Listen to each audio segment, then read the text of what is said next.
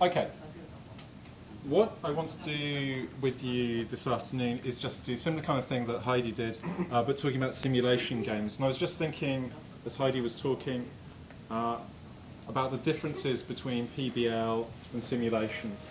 And so the metaphor that I came up with is that PBL is more like a house, that it's actually requires a whole architecture. You need to think not just about what you do in the classroom, but also about the organisation of your programs, of your university, things like that. It has very big consequences. Simulation games are more like chairs, or things you sit on.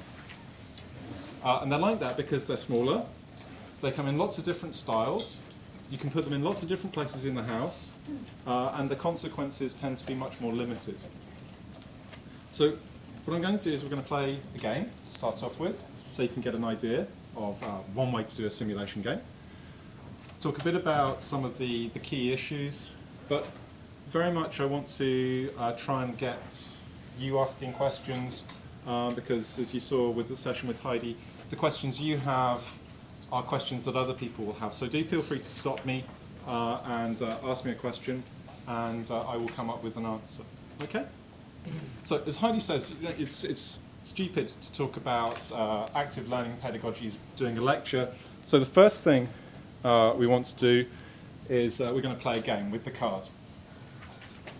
Now, Heidi's talked about learning from failure and the importance of that for students. It's also important for us as instructors to learn from failure. So I want to tell you now, I have never played this game before. I made it up in bed on Sunday morning. I think it will work. But if it doesn't, we'll talk about it. Okay. What we're going to try and do is, I want to try and, the idea of this game is to just show in a very simple way some of the ways that the European Parliament organises itself. Okay? So what I'm going to do is I'm going to split you up into roughly 4 groups. And each of those 4 groups is a country. Yeah? You as an individual represent a political party. Okay? And you have 1 vote. From a political party from one country or the coalition? No, you as an individual person have 1 vote. But you happen to come from a country which has several people. Yeah. Okay? Now what you're trying to do is you're trying to do 2 things. You're trying to build the biggest coalition that you can. So you have to get as many votes as you can. But also, and just as important, you need to have influence. Now the way we're going to measure influence is using the cards. So you've got a card that has a number between 2 and 10. Okay? Now if you have a card, Wait, 2 and what?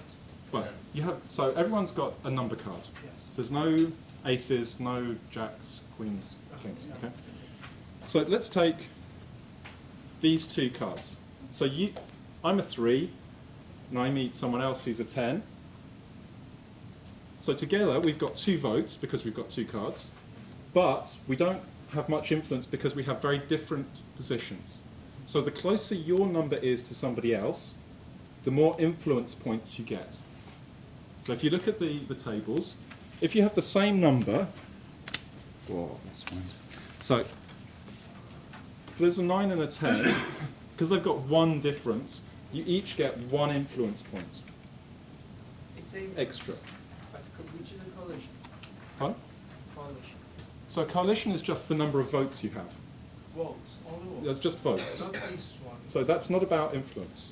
So the coalition is just about votes. So the idea is that that will make you want to talk to other people. And the more people you can get in your group, the more votes you have. But you want to have as many influence points as possible. So if we look at those 2 people, the 3 and the 10, they've got a difference of 7. So it means they each lose, they have -5 influence points. Okay, so that's bad. So you want to try and find people who have similar or close views to your own. So that's quite a good match, the 9 and the 10. This also matches that. Yeah, so, but the 2 and the 10, that's a very big difference, so you lose a lot of points. Yeah, it will be 10 and 9, yes? So, no, it's not the total number on your cards, it's the difference between the number. It will be 2 times. Yeah. So 2 10s would be better than a 10 8. Okay, before we start, what I'm going to do is I'm going to give you 10 minutes to... Has anyone got any questions before we start doing this? But 4 groups, you told us. So I'm going to mix into 4 groups. So we're going to have, this is one country. Okay, because we have to. Okay. That group over there is another country. They're a bit smaller. And then this... 3 groups, I think. No.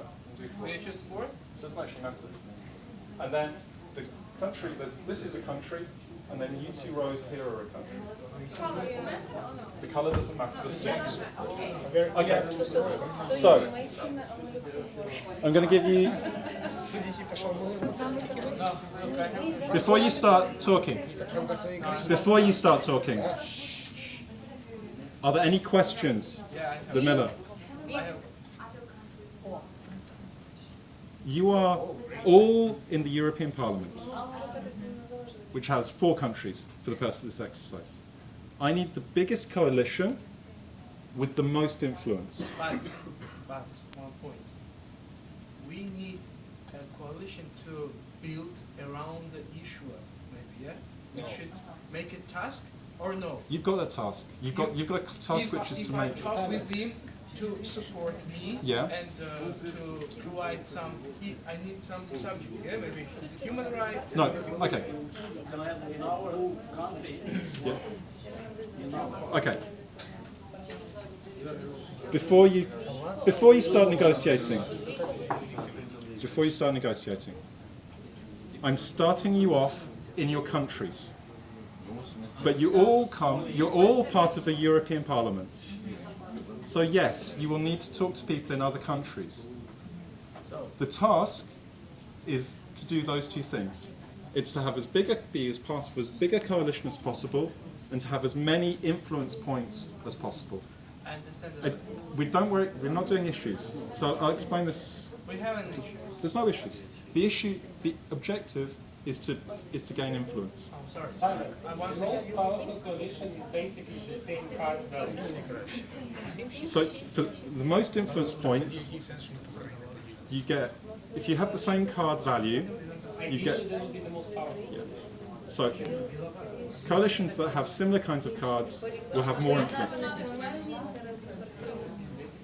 I may go people and ask what's the number of your card. Yes? That's all. We'll have good coalitions. Or should I represent my political views? For example, Okay. I'm green and I'm asking who If- wants to no. be with Green Party. No. If you... Just to orientate on the numbers. Okay. If you have an ideology, it's this. It's your number. Okay. We're not doing specific ideologies. We're not doing specific issues. Let's think about what this game is, as I explained at the beginning. The process is for you to try and see some of the logics of organising the parliament. Okay? So even though you have a nationality, you have differences within your country. So each party, each of you, has a different ideology, which is a 10, or is a 9, or a 3. Okay? Okay. So you're trying to build a coalition with like-minded people as much as possible. All right. Okay, you've got 10 minutes. Go. And if you've got a specific question, you come and ask me. Okay, so in 20 minutes-ish, what we've done is we've created one of the key dynamics. So you split up from your national groups, you formed transnational groups with similar ideologies. You learnt about the importance of not just having lots of votes, but also having cohesion. So you immediately found the optimum solution for this game, which with those weightings, which is that you have 3 groups in the way that you did. And that's, as a group, that's the best kind of solution that you could have. Now, if we had done this for a bit longer, then we would have worked out the maths. And I need to work on my maths to make out a way to make this more easy to understand. But using that as a very basic mechanism in a classroom with a pack of cards, you can demonstrate something which can be, normally I think we think of European Union simulations as just being very big. You either have to do a big Council of Ministers game or you have to do a big European Parliament game. And if you ever do a European Parliament game, and I've done a couple up here in Brussels, they are really very boring. Parliaments are super boring to do simulations about because most of the time, nobody does anything. You sit in the hemicycle, the people at the back have nothing to do, they have maybe 20 seconds to say one thing, it's dull, it's not very engaging for students. So one of the things I want you to think about today is that we can use simulations in different kind of ways. It's not that we have to literally recreate the institutions, it's that we can also think about creating the processes in institutions. And a bit later on I'll talk about the package deal game, which is, I think, a good example of how we do that. Okay. Briefly.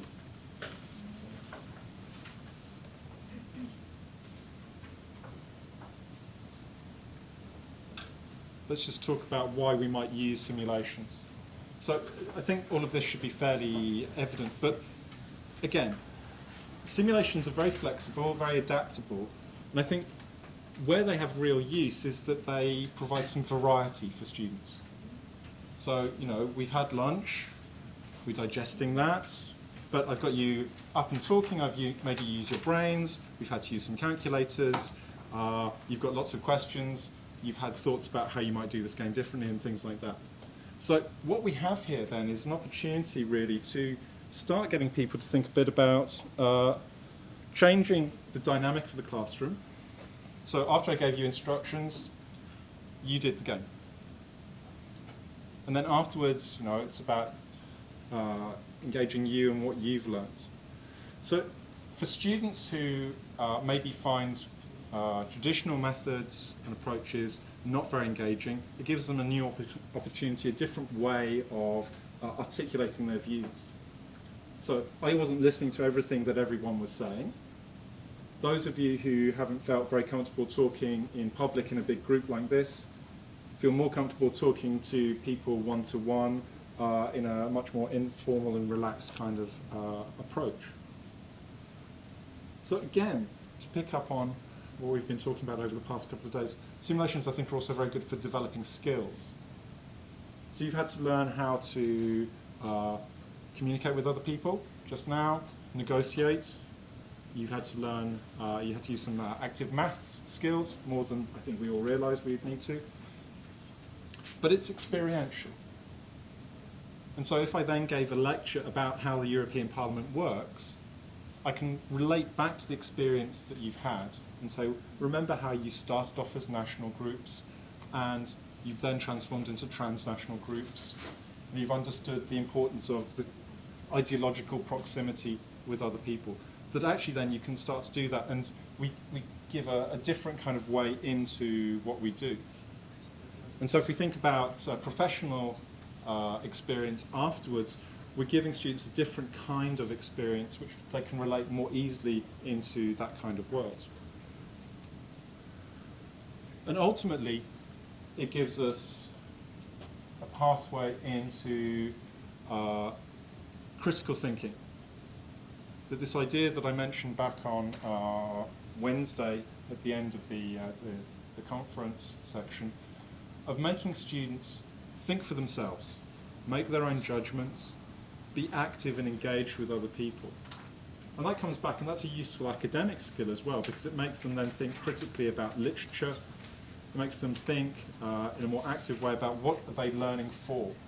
So it's very much an echo of Heidi's point, that knowledge is there for a purpose. It's not just there so we can gather lots of it, it's so that we can actually use it.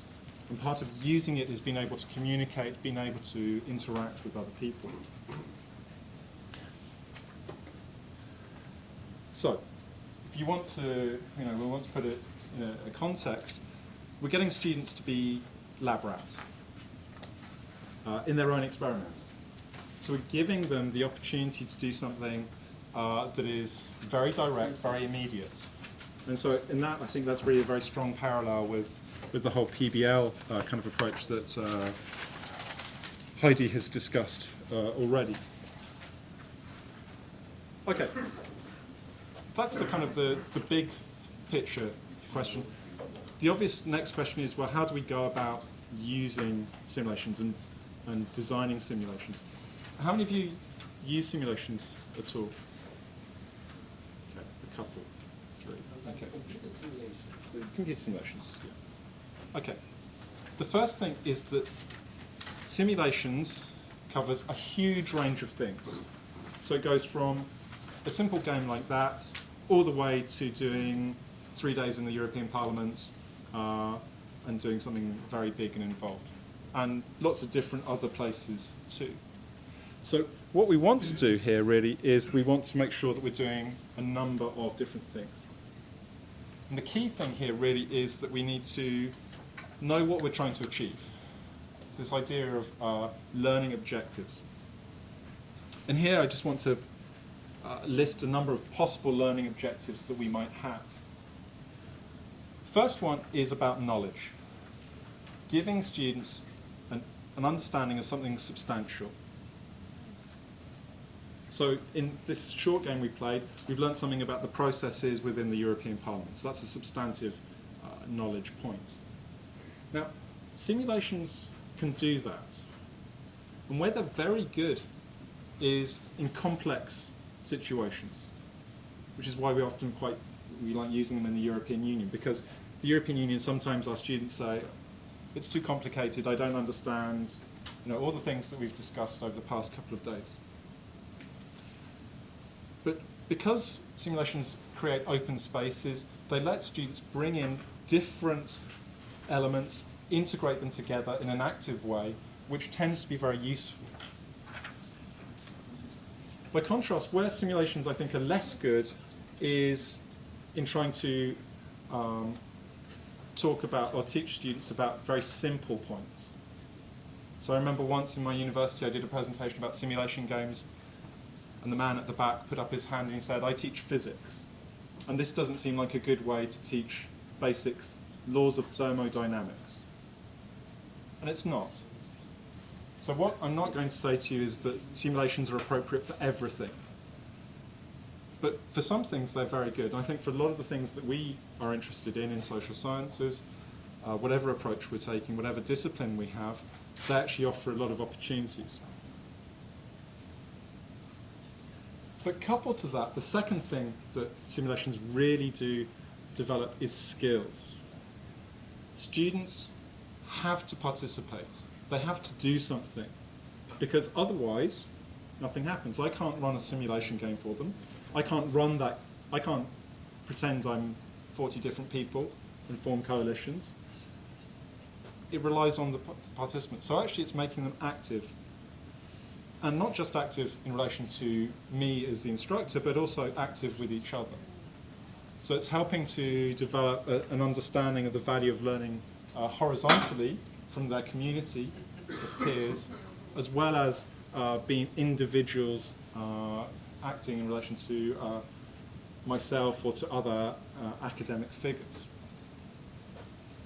And ultimately then, I think a key part of where simulations are really useful is that they help students develop a sense of other perspectives. That it gives them an experience. You can live a different life. So one of the things that I've liked to do with games that have political themes where we actually do use ideologies is when I know a student has a particular ideology, I make them play a role that is the opposite ideology. So I have one of my students who I know is very Eurosceptical, I make them be the Commission. And the reason for doing that is it gives people a sense of understanding, that it forces them to have a level of understanding that they can articulate the views of a different position. So it's not about saying, I want to make you love the EU, it's making you say, can you understand why some people love the EU and express that position? And actually, students, I think, really respond to that. So we might think very much about not just getting people to be themselves. So in this game, you were yourself. But actually, being somebody else is good for developing the criticality. It forces them to step out of themselves, argue against their own personal opinion, and think about things in a different kind of way.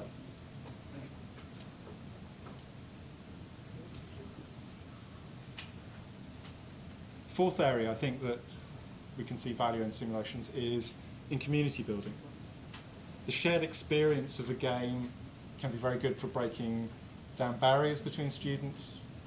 So it's the kind of thing that I've used with groups of students who don't know each other, so new students who've arrived, or if we have some kind of training session. It's something where we can do something a bit silly, a bit fun. You have space to chat, as well as doing the actual exercise. And so as a community building exercise, it's very helpful.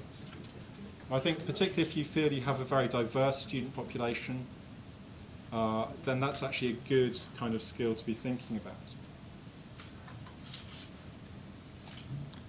And then there's a final point, which I'll talk about a bit more, is you need to think a bit about the role of assessment. Assessment in simulation games is optional. You don't have to do an assessment of a simulation. But if you are doing an assessment of a simulation, you need to think very carefully about how you do it. So we need to come back to that issue a bit more. So the final point really in all of this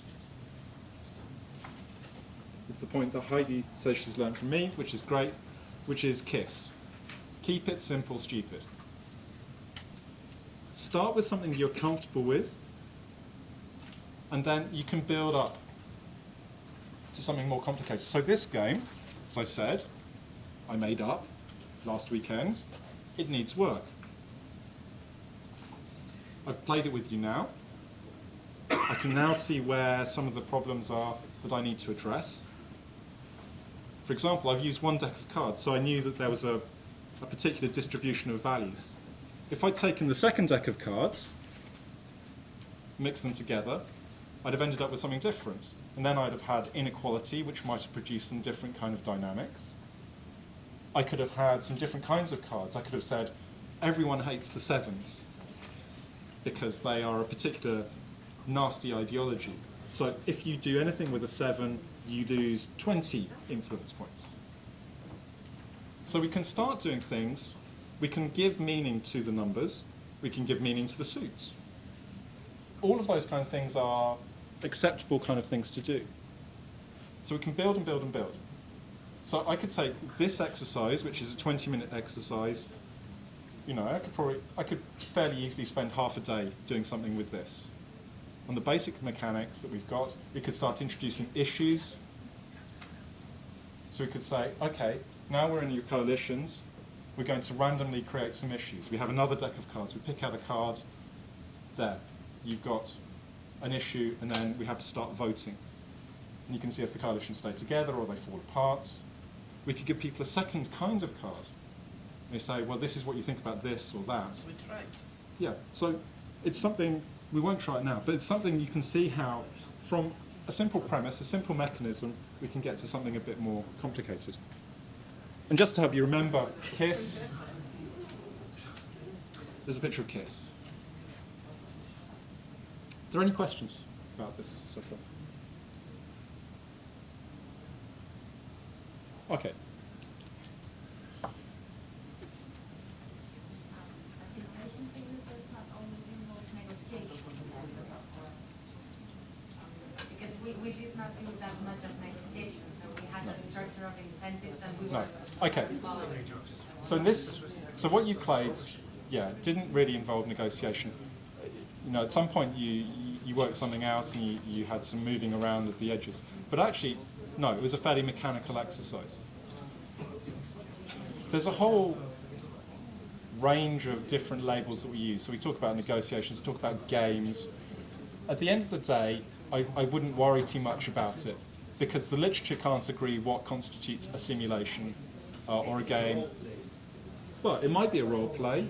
That's another set of language there. But ultimately, what I'm trying to get you to think about is this kind of group of things, and we can use them in very different ways. And you know, the label is not so important. It's more the function that it provides.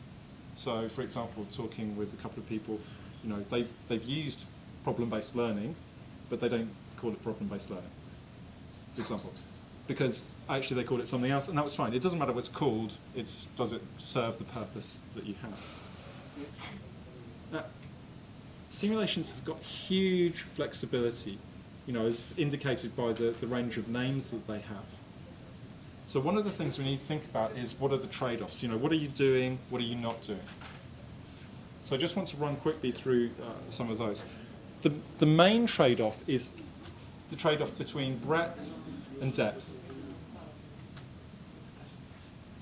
You can either do a lot, but then you can't do it in very much depth, or you can do something very narrow, very specific.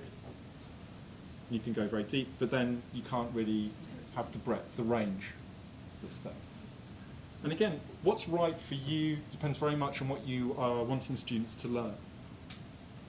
So for me, if I think about the way that I've used simulations, I run a course about negotiation. So I'm very interested in the mechanics of negotiation rather than political content per se. So for me, the important thing is the mechanics are there. And as long as I've got the mechanics, that's fine. But if I was teaching a module where I was doing something about the European Parliament, for example, I might want to do a game which let me explore the specific things that I'm there. So particularly in EU games, you say, I'll do a council game. We'll do the council. Okay? Now, I'm sure all of you can imagine what a council game looks like. But if I asked you to describe what your council game looked like, you'd have different games. So what is it we're interested in students understanding about the council? Is it about the relationship between different member states? Is it about voting majorities, qualified majority? Is it about the relationship between the council and the commission, or the council and the parliament? Is it about the relationship between the council of ministers, COREPER, working groups? All of those are council games, council dynamics. But to model all of those elements simultaneously would be a huge, huge game. Probably beyond the capacities of any one of us. Probably beyond the capacity of all of us. So we say, well, what is it we want students to understand? We need them to understand, we need them to understand this or that. So we need to make sure that the game, the simulation, lets them to understand the thing we need them to understand or want them to understand. Doesn't mean that they won't understand some other things, but that's not the main focus.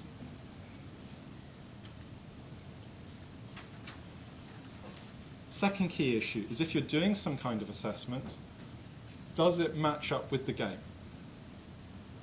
So for example, when I'm teaching students about negotiation or getting them to do exercises about negotiation, my assessment is an essay where they talk about what they've learned about negotiation, which means that they know that that's what they'll be assessed on, so it gives them an incentive to think about those questions as they're doing the exercises and the games. If I said, you know, we'll do a multiple choice quiz about negotiation at the end, then I'm not really encouraging that kind of reflection and that development of skills, because it's just, do you know what this is or what that is? So it's a different kind of assessment. So we need to make sure we've got the right kind of assessment to match what's going on in the game.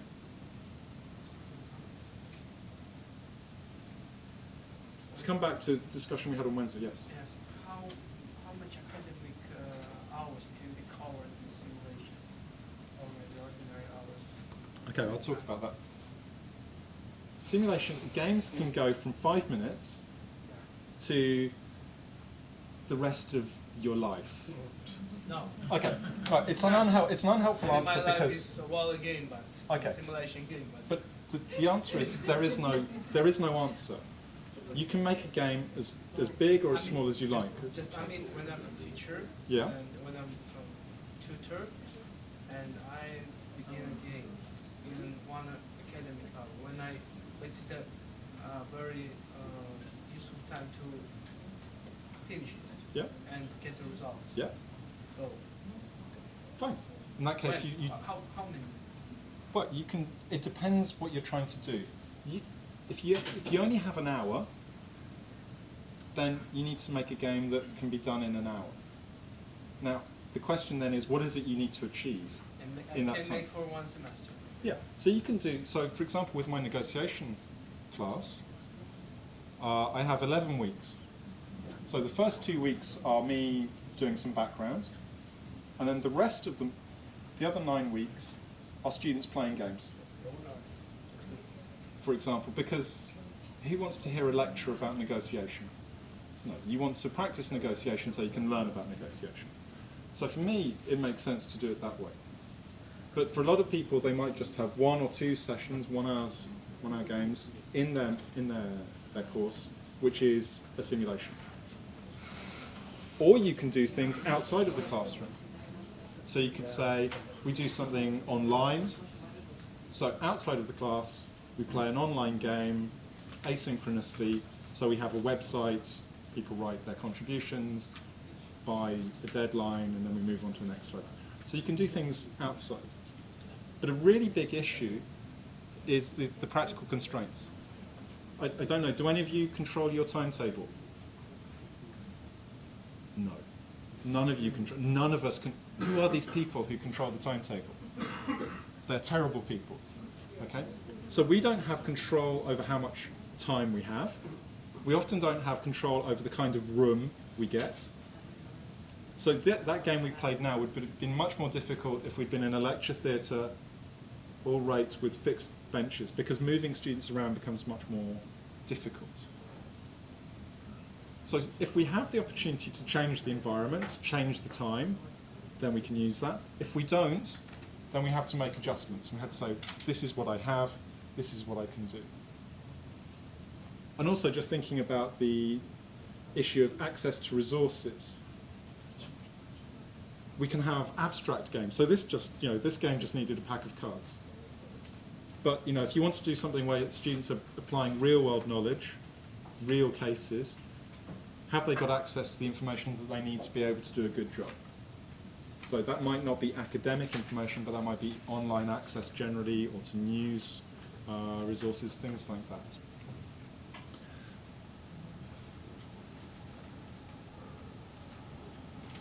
Key issue, students are people. It's easy to forget. It's easy to say students are pains in the neck, or they don't care, or things like that. But ultimately, they're still people. So we have to be, I think, a bit careful. Because students simulations put students into emotional situations.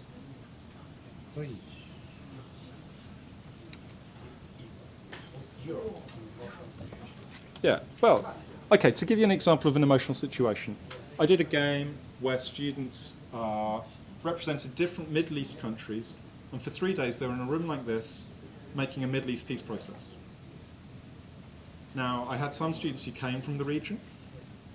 I had some students who had relations who were there. So I had to think a bit about was I giving them roles that might cause particular issues? Did I have a mechanism for dealing with any problems that arose? We were lucky that there actually weren't any issues that became difficult. So again, we just need to think a bit about, sometimes the subjects become very emotive, because simulations lend themselves to contemporary issues very much.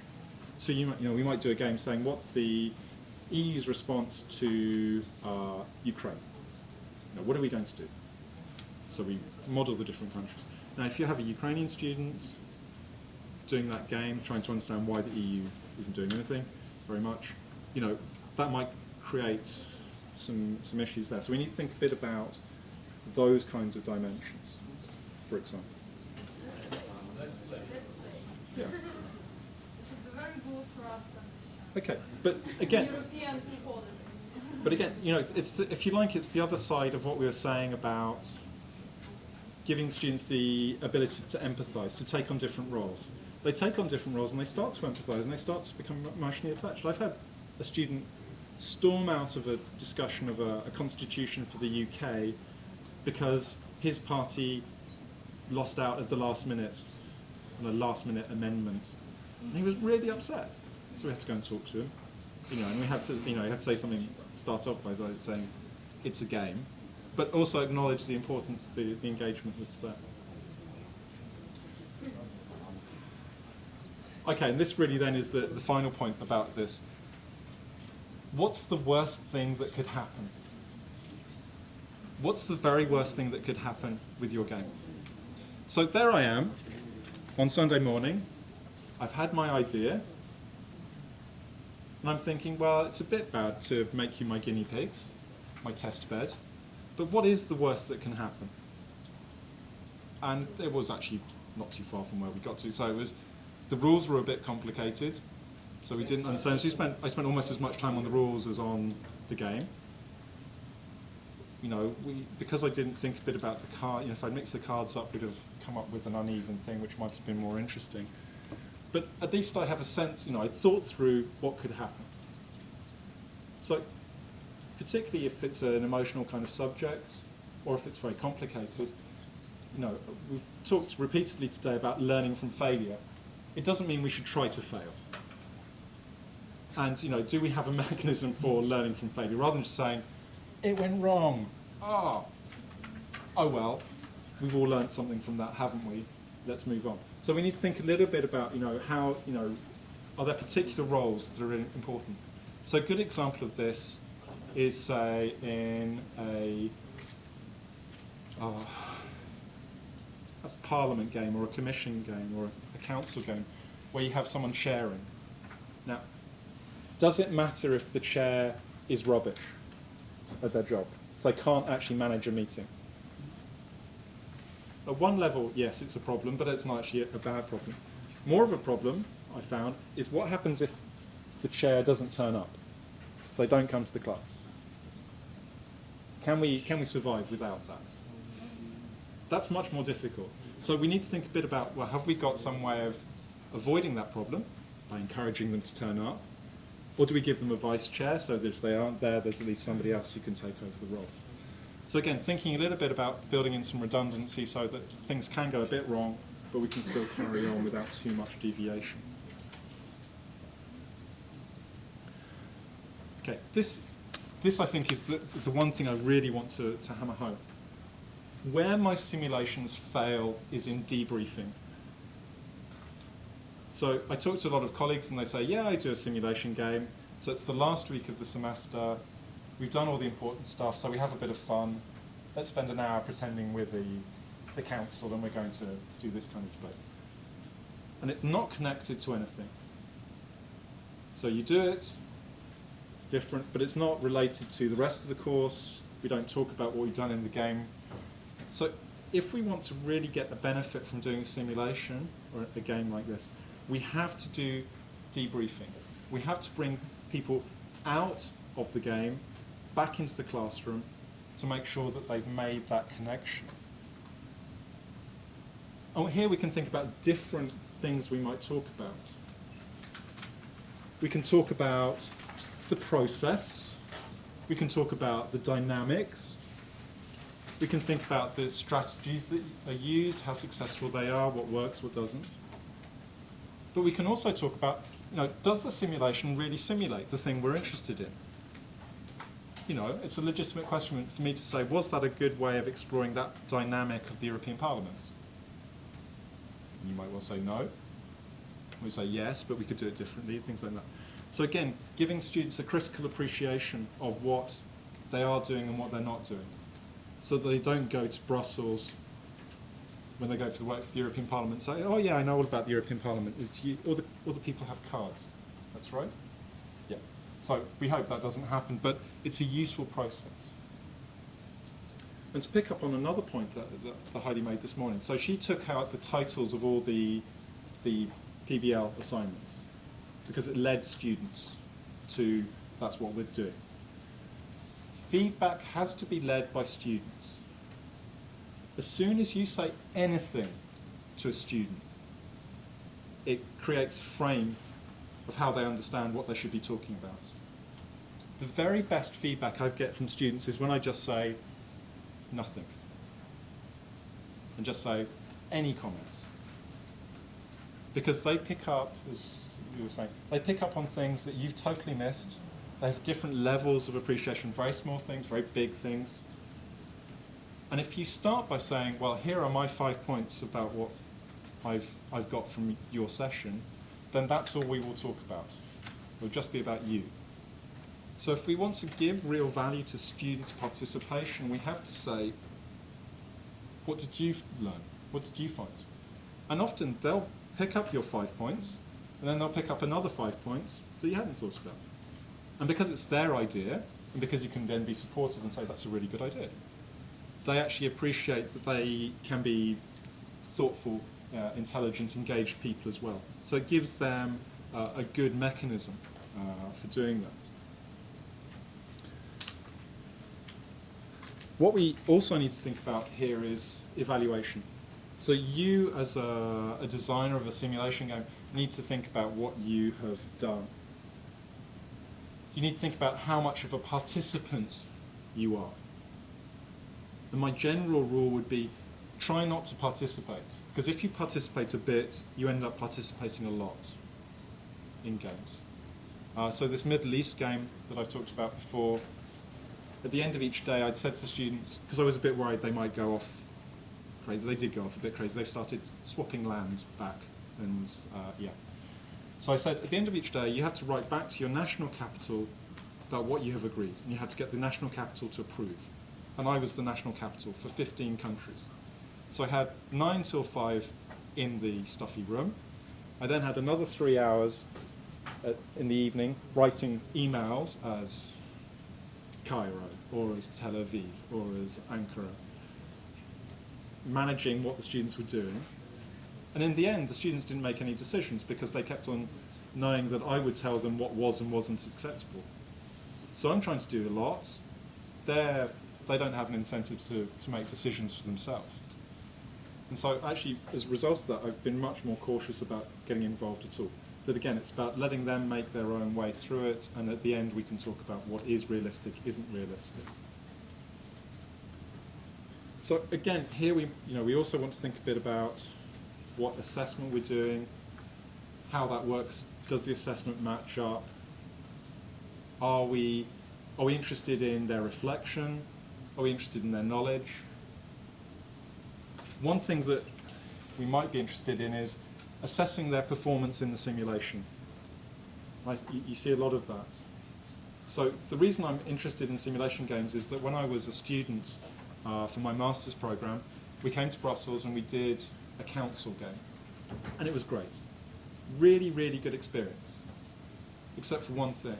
The assessment was we would get a mark on our participation and engagement in the simulation. Fine. Except the person who was running that simulation game spent most of the day in the corner fast asleep. Now, that person is an excellent academic, a lovely person, but I doubt that they are able to observe my participation whilst they have got their eyes shut and they are unconscious with sleep. Okay? So we need to think very much about the problems of doing observation. Even on a short game like the one we did, that was what, 20 minutes? You're 40 people? I missed most of what went on. I can watch maybe 5 or 6 people properly for maybe an hour. So if you want to do observation, you need to have enough people, you need to maybe video things, record things. You need students to make their own records of what they've done. Things like that. I think there's some real dangers around trying to say, I will grade you. Because it's very subjective, even more subjective than all the other kinds of subjective assessment we do. So we need to think carefully about the way we do it. So it's probably more useful to think about doing an essay afterwards or an exam or some kind of exercise afterwards. Questions? Okay. Let's talk about the sheet you've got, the package deal.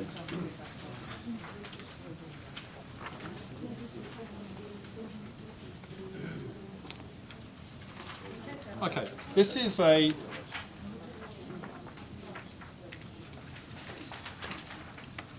this is a game that I wrote a few years ago because of the Eurozone crisis.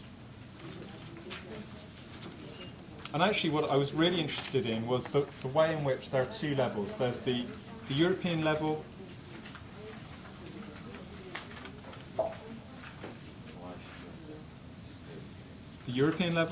the national level, and the relationship between those two levels. So this is my attempt to capture some of the issues around the Eurozone crisis in a relatively simple form. Now, as you can see from the sheets and from that, which I can see people worrying about already, it wasn't as simple as I thought, because again, there was a bit more maths than I thought there would be. But basically, what the game asks students to do is take a role. So if you look at the second sheet, for example, Bigistan, a student would be given the role of the government, one would be given the role of the education ministry, and so on.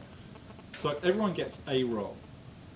So we've got 3 countries, we've got some extra players, we'll talk about it in a minute, and you're trying to cut budgets across this Simon Union. It's very narcissistic, this game.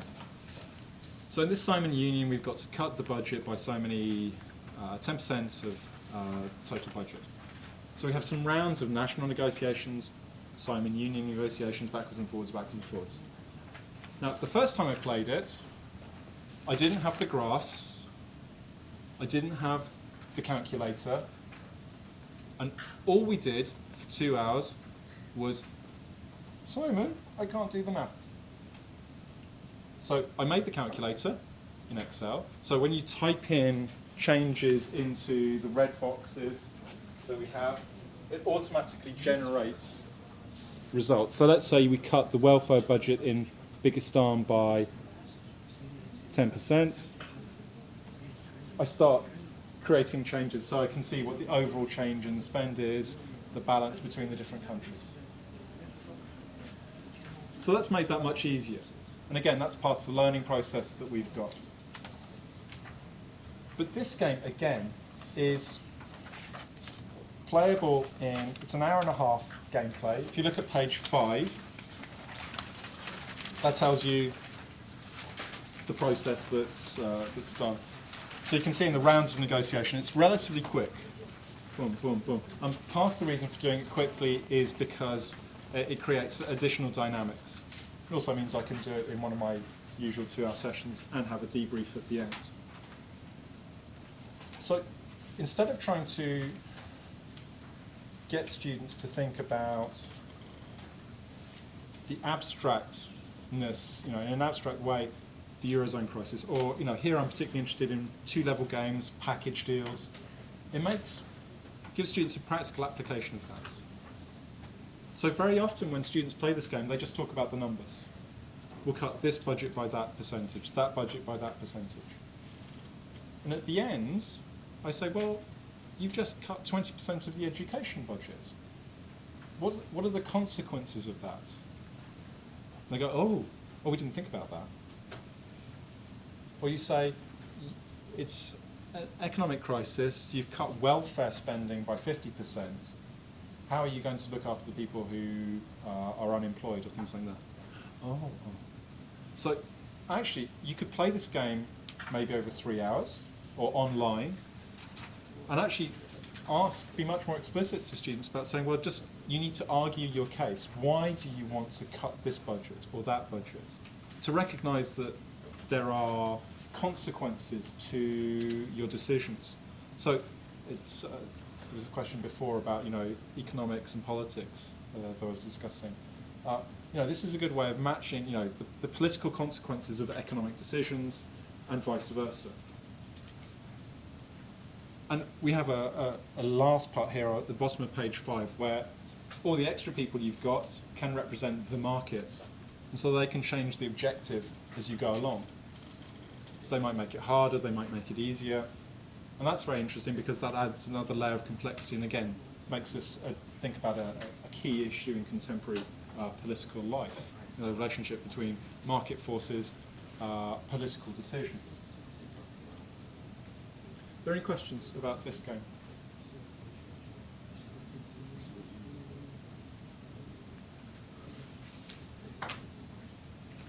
again, the idea here is that this is the recreation of a key process in European integration. That's why I've shown it to you. But it doesn't talk about the European Union at all. And sometimes if we think about abstract games, that can be a way of getting past sort of the contextual ideas or knowledge that students have. If we use real-world examples, often students get caught up in that. Now, sometimes that's very useful. So to go back to doing a council meeting talking about response to Ukraine, there you need to have real-world positions. You need to have the Germans, you need to have the French, you need to have the British, the Poles. Yeah? And that's important because that's actually really what you're interested in. What countries think and then how they reconcile that or don't reconcile that and the consequences. But actually, for a lot of what we might be interested in, institutional architecture, dynamics of integration, we don't need to be knowing so much about the specific detail that's involved. We want students to become aware of the process. So it's a bit like the thing that Menno Bart was talking about on Wednesday, that it's about adaptability. We're giving students an appreciation of mechanisms which they can then apply to particular instances, and they say, oh, this is like that, and that's like something else. And there are crossovers here. Because sometimes, certainly one of the problems that we encounter when we talk to our undergraduate politics students about the European Union is they sigh, they roll their eyes, and they say, why are you talking about Europe again? They think it's really boring. They think we've got some kind of madness that we always want to talk about Europe. So we don't talk about it. I don't talk about Europe in these games. At the end I say, by the way, that's just like the European Union. And they go, oh. So for us, there's a practical dimension, which is we want to get students engaged. And if we create this unreal example, that then actually we're not thinking about what it means. Specifically to, if I said Bigistan is Germany, escargot is France, and Communia is Luxembourg, well, then they say, but it wouldn't be like that because Luxembourg's not that. And then we have to start putting in all the other countries, and then it becomes much more complicated. We don't need that to appreciate the dynamics. We can do this much more simply in the way that we have. And it means I get to name something after me. And I think that's maybe one of the points I'd want to make is that this is, I've given you some political games, but actually simulations is not, it's not a disciplinary pedagogy. I've seen games in law, politics, economics. I've seen engineering games. So again, there are lots of different ways that we can do it, and we can use them across the piece. So again, it's just trying to think about a different way of approaching problems, exposing complexity in what we do. You can't see it, but the URLs are in the handout that you have. One of the real problems, one of the reasons why we're doing this project, is that there's a lot written about simulations in academic journals. But a lot of what there is, here's the game I made, isn't it wonderful? My students loved it. And that's not very useful for you, because the situation of that author tends to be very specific. They work in a particular institution with a particular context, certain constraints, things they can do, things they can't do. And a lot of the literature doesn't really give basic tools about how to do simulations. So that's something which is only emerging very slowly. So the first website, the one on the left, is something that I've written, which is based on some work for the British Higher Education Academy, which talks about how to do simulation games. So there's some information there, there's some short videos that I've made, there's links to various kind of games. There's all the games that I've mentioned today, so all the paperwork for the package game plus the calculator. I'll write up the card game with some changes.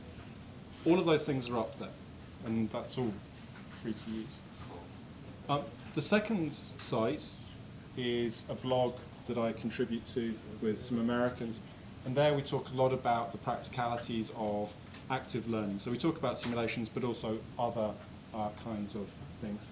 It's also where I've been doing some blogging about this project more generally.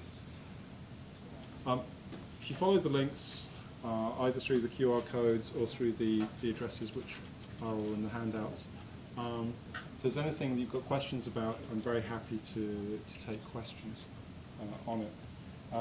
And one of the things we want to do is develop those further, and that's one of the things we'll be doing during Work Package 3.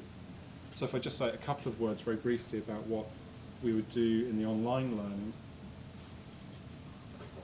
After an initial phase of just doing some kind of preparatory reading, I just want to get people to try and design their own games. Because actually, until you try and design your own game, it seems very daunting. So I've got some tools to help people do some designs. We'll talk about that. We then will play a group game online, so you can experience a larger kind of game done in an asynchronous environment. And then we'll have another round of simulation design. So one of the things I'd really like to do is to build on the two games that I've told you about this afternoon, and think about other games which demonstrate mechanics of European integration at different kinds of levels. And I won't even suggest what mechanics we might do, so that we can end up with a package of games that we could use in different kinds of ways to help students understand logics of integration that are there. Okay. Any questions? Because I've said everything I want to say. You said that you design quite a lot of your own games. How much do you use or basically copy games that already exist, these classic games like Pheasant Eggs or Sala Soprano? How much, when you design your own games, how much do you build on these kind of classics? Or do you mainly try to come up with innovative new games completely from scratch? Largely I make my own games, but certainly I've used this game, the card game, for example, is a reworking of a different game using cards that a colleague of mine made, but done really quite differently. And it's a mix of that and another game that I've designed. So again, I think sometimes it's about using what's already there, that sometimes the literature can really give something helpful in way of an idea, but then you make it your own, that you say, well actually they wanted to do this, I want to do something slightly different. So it's useful for me to change the way that we do it. I think one of the nice things is that actually most people are fairly open with their simulations. So they say, here it is, so all the games I run are on my website, and if people want to use it, they can use it. But I've certainly used games from other people, and even though I've kept the same gameplay, actually the purpose I've used it for has been different. So again, it's questions of what one's comfortable with. Initially, I think I wanted to do things where I knew the concept was solid, but as time's gone on, I'm more happy to try something new, see how it goes. Other questions?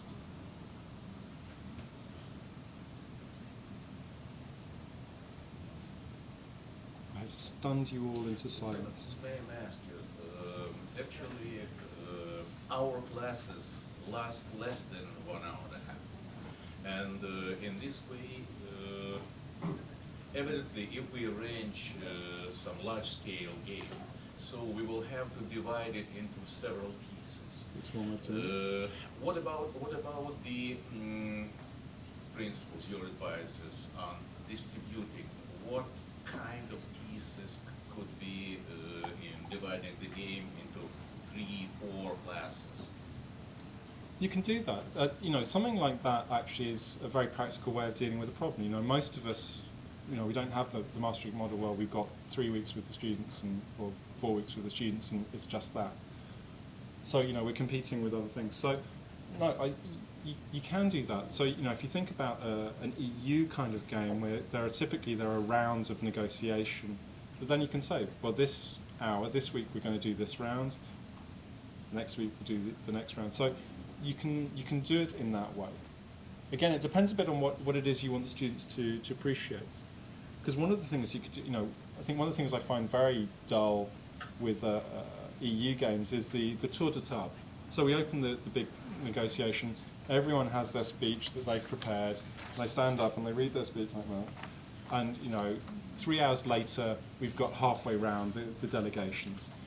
And nobody, you know, people aren't listening. If we're lucky, somebody's listening and somebody does something and that really works. But, you know, you could say, rather than doing a conventional tour de table, people have to write a short statement, they put it online, maybe if we're adventurous we say you make a little video to give your presentation, and then, you know, we use the initial thing to do something much more responsive, you know, have people got responses to the tour de table. So you can push things out of the classroom. You know, and as we talk about, we're going to talk about with blended learning, if we use online environments alongside the classroom, that's a way of getting more space and of doing different kinds of things. But again, you know, one of the things I want to suggest, and that's why I've shown you the 2 games today, is that we can do some things that tell us about the EU without doing the EU directly or in detail. You know, as the EU's got bigger and we want to recreate it, you know, if I want to run a council game that looks like a council, I need to have all the delegations. Or if I don't need all the delegations, I've got to make a choice about what's important and what's not. And then we have a problem. So, again, we need to think a bit about what's the key thing that we want students to take away from the session that we have. That you could use, you know, a simple game to illustrate the mechanic, and then you move into more conventional lecture, or in the feedback you say, well, look, let's just talk about how that works in practice in the EU. So as a way of getting people into it, rather than trying to explain just in a passive way, that we give them that experiential edge.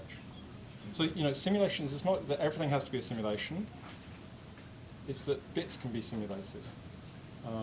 And yeah, it's about having a sense of what's going to work best within your objectives and your constraints. I have 2 questions. The speed on the short one, the speed on your presentation, I'm still not clear about the role of the instructor and how much he or she is to engage in the process to control it. The second one, I got this because I told you my understanding of the play is more of a role game situation. You know?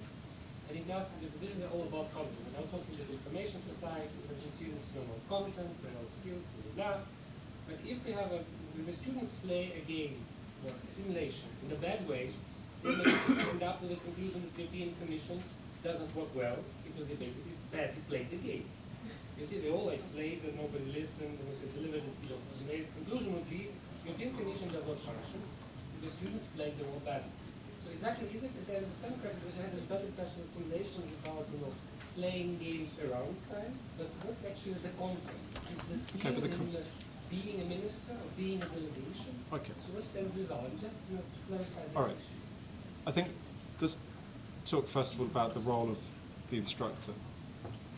Again, it's like PBL. It's about facilitation. It's not for me. You know, I've created a world inside the game with some rules, and you find your own way through it. So it's not about me saying this is the right way or that's the wrong way. It's about saying, well, where did you end up? Why did you end up with that? Now, sometimes they might end up in an odd place, but that's because the rules don't work, in which case you need to think about how you change the rules. But sometimes it's because that's what the rules are the rules, and they can let you end up there. And you say, well, look, why have we ended up there when in the real world they ended up somewhere else? But again, that's why the debrief is really important at the end, to say, was it realistic? How does that match with what we see out in the world? On the second question,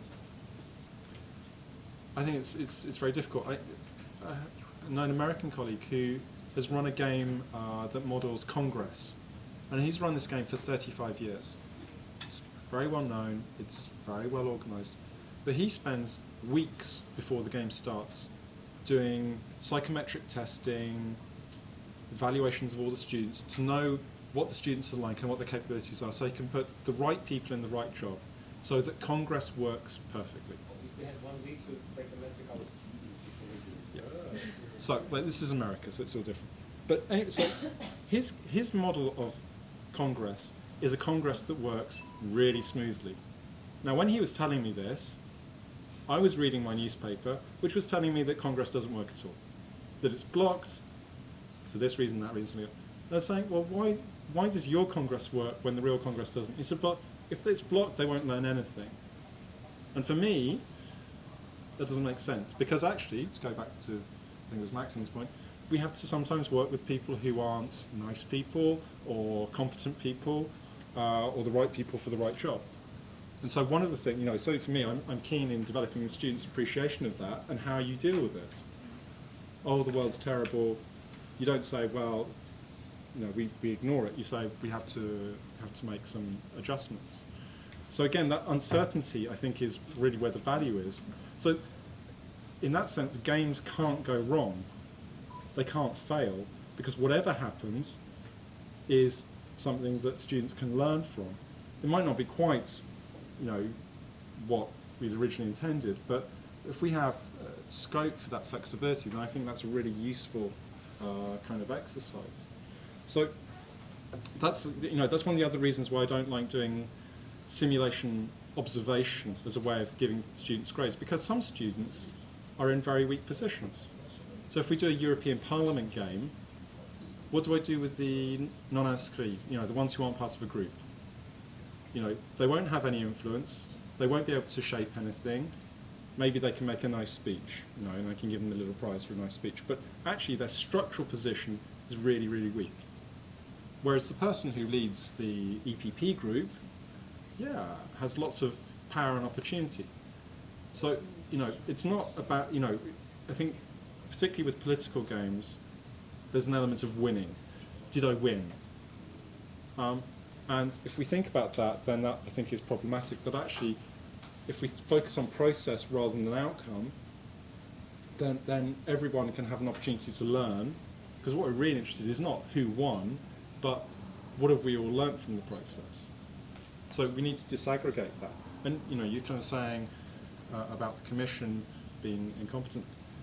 I've been to a European Parliament game which was run here in Brussels with official approval, and the whole mechanism for deciding who had won the game was points.